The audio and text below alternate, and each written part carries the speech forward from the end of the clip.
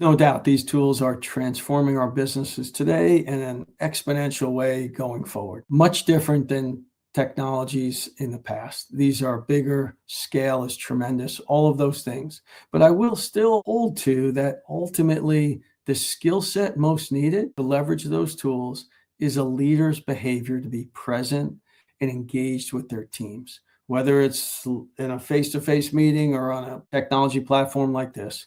Ultimately, that leader's presence is what's going to sustain that culture to continue to adapt and change with these tools to scale a business. And we don't need a new massive podcast, a leadership presentation, or some new framework. I'd boil it down and I'd say it's really the basics. And always the basics are simple and difficult, but they need to get done. So for example, in a meeting, in a team meeting, a one-on-one, there's always a particular situation and then how that leader responds to that situation. In that gap between that situation and that response is ultimately where that leader has leverage to be able to reinforce the culture we want or chip away at the culture we don't want. And that's really specific around a particular situation and how we respond. Now, for example, you get a normal operational update, a particular objective got accomplished.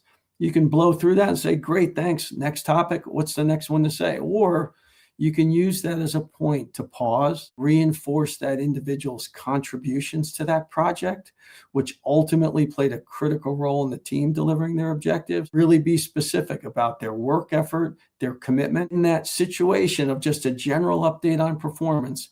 Instead of just saying thanks and move on, you can pause and really be specific about tying that individual's achievement and their results to the teams, to ultimately the company and how they played a part in doing that. That's a very straightforward way to continue to reinforce behaviors that we want and encourage to do that.